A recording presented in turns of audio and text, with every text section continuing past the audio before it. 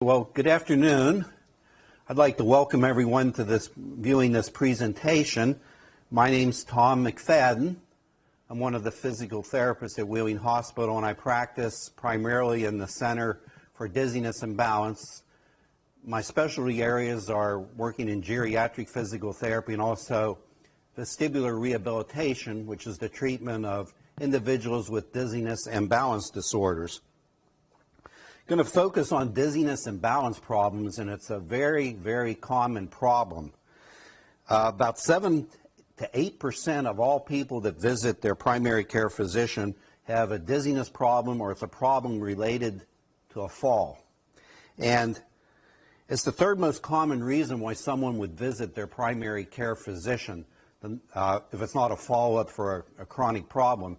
The most common reason they say are colds. The second reason is back pain. The third reason for calling a doctor is the person's dizzy or they've had balance problems and they're falling. There's a tremendous impact of this problem. About 2/3 of patients, of individuals that have balance problems that are above the age of 75 years of age, fall at least once a year. The key problem with this is older individuals that have a balance problem may oftentimes decrease their activity level because they're afraid of what might happen to them and lose confidence. So because they become less active, they become weaker and more immobile as a result of that. So it kind of sets up a vicious cycle of weakness and inactivity. And so the question always comes up, what is a fall? What is a near fall? I've had people say to me, well, Tom, I really didn't fall. I landed in the chair or I landed on my bed, so I didn't really fall. But anytime you go from a vertical upright position to down, that's considered a fall. There's also considerations about what is a near fall. So people, maybe a family member grabs a hold of them to prevent them from falling, or they grab a hold of the door frame or a piece of furniture to steady themselves to prevent a fall. And falls can cause significant injuries. Probably the two most significant injuries would be brain injuries or hip fractures, very serious. And if someone has a hip fracture, the individual is going to have to go either through a repair of the fracture or a replacement of the hip joint. In any case, it's very painful, it's time-consuming, a rehabilitation process, and there's no guarantee of recovery from that injury. Falls are very common. Just some statistics, 1 in 3 Americans fall each year above the age of 65. In the United States, every 13 seconds, someone is admitted to an ER as a result of a fall. They come to the emergency room.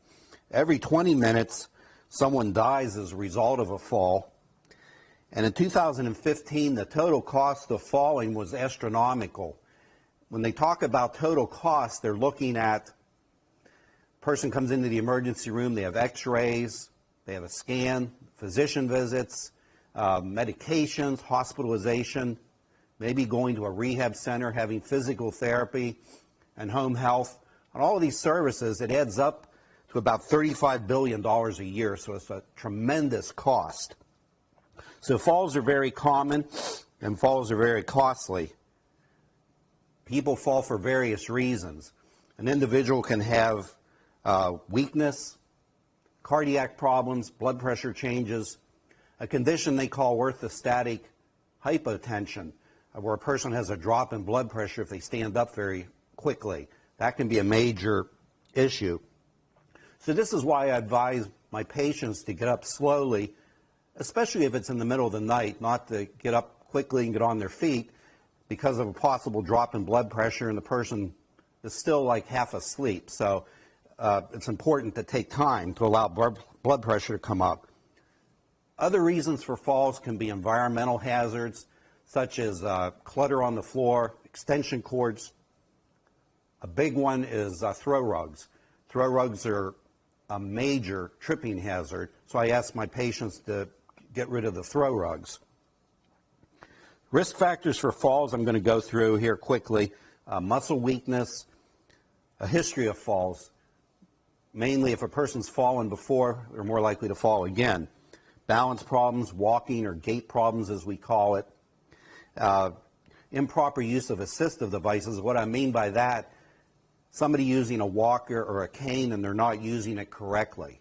You know, I see people at the mall or shopping areas and they're walking and they're holding the walker up as they walk, or they're rocking it forward from the rear legs to the front legs, or they're using a cane incorrectly.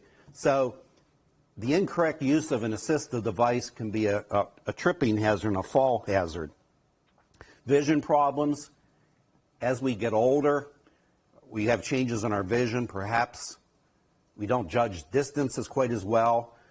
We may not judge contrast by, that would mean like the edge of a step, that we don't recognize the edge of a step as we're going down the stairs. Changes in our nervous system, our feeling, our reaction time changes. Vestibular disorders, a big area I treat at the hospital, inner ear related problems. Arthritis, depression, cognitive impairment, conditions such as Alzheimer's, dementia, age above 80 years of age. The more medications a person takes, the more likely they are to have a risk for falling, and the cardiac-related problems. On the one hand, older individuals, they may not be aware of their risk for falling, so they tend to take chances or risky behavior.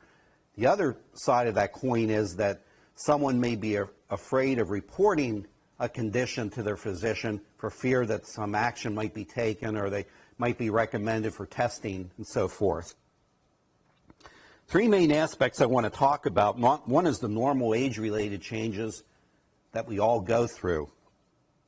We have changes in our strength, flexibility, reaction time. We don't react as quick. Sensation. As we get older, we may not feel things under our feet as well. That affects our balance. And vision changes, as I mentioned. Diseases and conditions. Certain conditions, I'm thinking especially of conditions such as diabetes and high blood pressure or hypertension, become more common as we get older. And the key thing is, if a person has one of those conditions, it's important for those conditions to be managed to try to prevent complications. Third is inactivity. This is simply, if you don't use it, you lose it. So that's very important. Now, fall prevention programs definitely help prevent falls, save lives, and save money. In fact, a properly designed exercise program has been shown to decrease the risk of falling by up to 35%. And like so many other things, it's always better to try to prevent a problem than to deal with the after effects. For instance, it's better to try to prevent a heart attack than to try to treat someone that's had a heart attack. So it's better to try to prevent the fall in the first place. Some of the interventions for people that are fallen or at a risk for falling, it really depends on the results of our physical therapy evaluation. Things we may work on, such as strengthening programs, balance exercises, proper use of, say, a cane or a walker. And individuals that have inner ear related or vestibular problems, and I see a lot of individuals with that at the hospital, Wheeling Hospital, it's important that that's evaluated and treated. That can be an underlying cause of the balance problem. Through all this, the home exercise program is the key to work on. So what a person does when they're home, what I show them to do is really the most important thing. And there's nothing magical, there's nothing magical about exercise. Someone once said, I wish I could have taken this quote to my credit, but they once said, if you could put all the benefits of exercise into a single pill, it would be the most widely prescribed pill in the world. Think about it. If I get up in the morning, instead of taking a multivitamin or something else, if I could take the exercise pill, and I was good for the day and I had all the benefits of exercise, everybody be taking that pill. So the key thing, though, with exercise is a person needs to be compliant. That's the key thing. Now, with my patients, I typically put them on a home exercise program, and I'm asking them maybe to do a variety of exercises a few times a day. And I may be asking for a time commitment, say, of 15, 20, 25 minutes as for their commitment. And some patients, I always think about I call them the Jack LaLannes. They love to exercise. These are the people I tell them to do something 15 times and they do it 50 or 100 times. And they come back in a few days later or the next week and they're sore, they're tired. But you know what? I'd much rather have a patient like that because I know they're motivated. They want to get better. They like to exercise. That's opposed to a patient that you have to be prodded and trying to motivate them to do things. And people come up with all kinds of excuses. They were too busy, or somebody was visiting from out of town, or they were taking care of their dog. I've heard hundreds of excuses, but I'd much rather have the motivated patient. And compliance is the key. What I try to tell people, it's like when the physician prescribes a medication for a medical problem. It's up to the person, the patient, if they want to go to the pharmacy and fill that prescription. If they do, it's up to them whether they want to take the medication as prescribed. If they don't do that, the physician is never going to know if that medication is helpful for them. And it's the same thing with exercise. If the person's not doing their exercise at home, I'll never know if it's beneficial for them. Sometimes persons will tell me, older individuals, and of course I'm getting there too, but people will tell me, Tom, you know, what's the point in exercise? And I'm 70 or I'm 80 or 85 years of age. What's the point? You know, what's the point of exercising?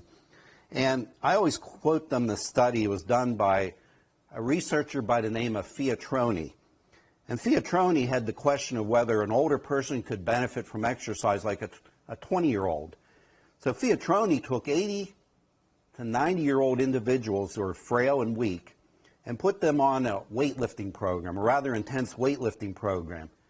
Fiatroni found out that these elderly individuals increased their strength by 100 to 200%. So the take-home message from that is muscle is muscle regardless if you're 20 years old or 80. It'll respond to exercise. Now, I'm going to talk about the vestibular system, and it's a very complicated system. When I went to the first conference on this about 15 to 20 years ago, roughly, at the first intermission break in the program, I looked at the person sitting next to me. I said, what's going on here? I mean, it's so complicated with the nervous system. And according to Dr. Faye Horek, who's one of the world's leading researchers on balance, the vestibular system primary function is one of them is to help us maintain our balance over a fixed base of support. So we've got a relatively narrow base of support, unlike a four-legged animal which has a broad base of support. So the function of my vestibular system in my inner ear is to try to help my brain regulate muscle activity to keep my balance maintained when I'm doing different things. So the vestibular system senses gravity and helps us adjust to positions. And it's inside our inner ear, and it's basically our gyroscope. And this is just a model here of the vestibular system I have.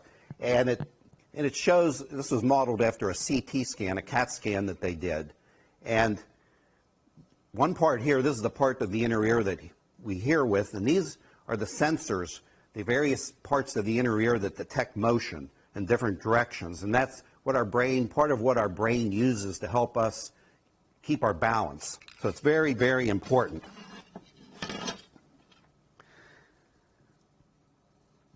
Now, any therapy for balance must focus on at least evaluating the inner ear, because someone may have an inner ear or vestibular problem underlining their balance problem.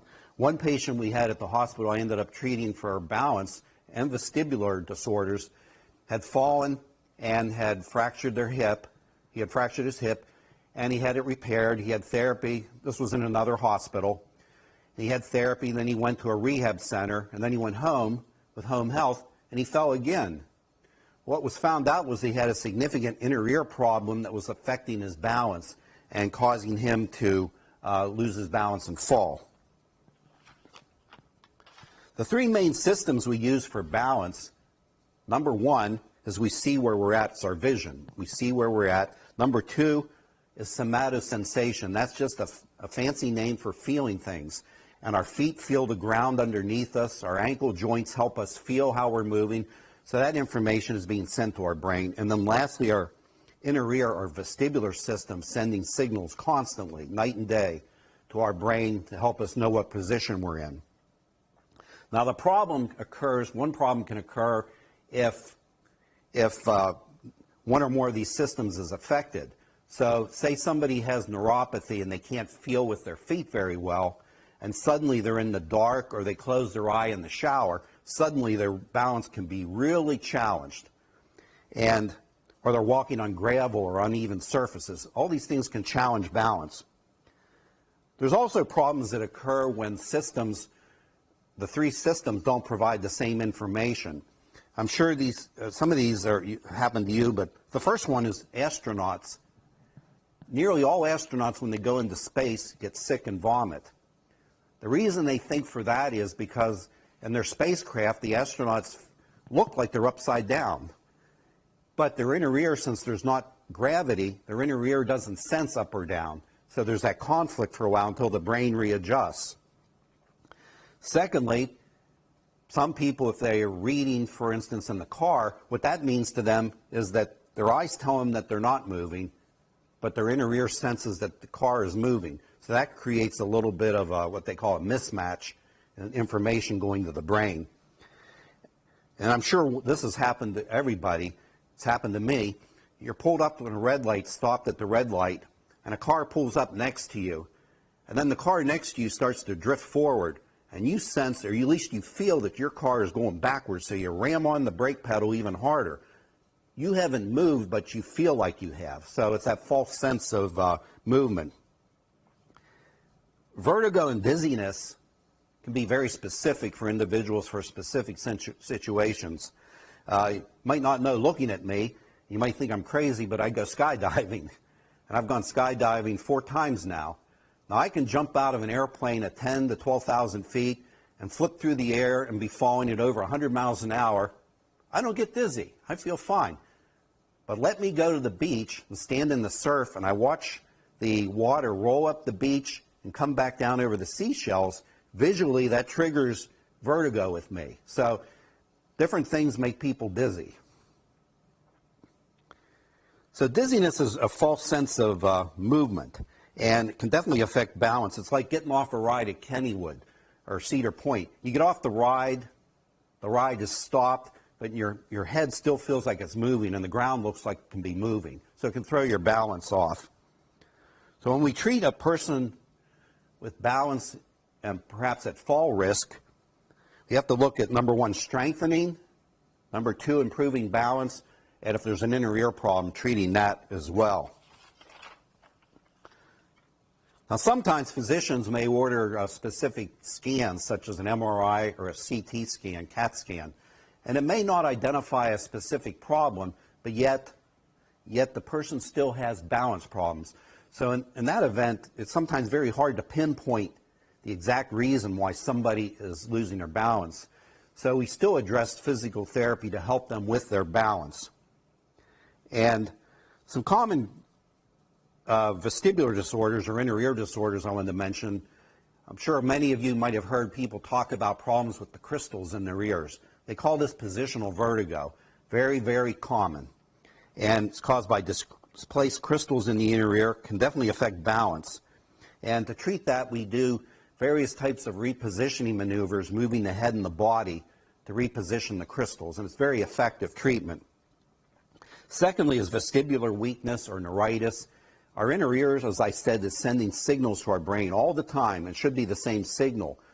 But something can get into the inner ear like a virus and affects the one ear and knocks the signal out, so to speak. So the person's unbalanced. So when we identify that, in that case, we'll be working on different types of activities and exercise to rebalance the inner ears. And here at the hospital, we have a Center for Dizziness and Balance, and it involves physical therapy, myself, various physician specialties, and audiology. And all of us work together to try to help individuals manage their dizziness and balance problem. In closing, I just wanted to say, be an advocate for yourself. If you're having a dizziness or balance problem, seek out your physician and ask if a referral to therapy would be helpful to address your problem. I think about a patient I had a number of years ago. It's hard to believe. This gentleman was 55 years of age, and he had had vertigo, intense vertigo, every day for 31 years. And it's sick and dizzy. And one physician had told him, well, it was just part of starting to get older. Another doctor said, well, you have to live with it. So finally, he had another doctor that sent him to me, and in 3 visits, he was feeling improved, in fact, better. And in fact, he hasn't been back to see us like in 8 or 9 years. So definitely advocate for yourself. Now, I just wanted to demonstrate real quick a quick balance test. There's all kinds of balance tests we can use. Some are simple, some are complex, and we use a different variety of those. Some we'll use even a computerized balance platform we have in our therapy department. One of the most common and easiest tests is called the Romberg Test, and that's based on a neurologist, I think from the 19th century, Dr. Romberg. But it starts out with a variety of positions. The first position is starting with the feet together and the arms either on the hips or folded. That would be position 1, with my eyes open. Position 2, I'd close my eyes, and that further challenges my balance because I can't see where I'm at. The third position would be going to a tandem or tightrope walking position. So in this position. And then lastly, I'd close my eyes in that position. So it's, and obviously I test it for longer than that, for up to 30 seconds, but that tells the therapist a lot of information about how the person is using their vision and their feeling in their feet to help regulate their balance. So again, be an advocate for yourself and your health and well-being.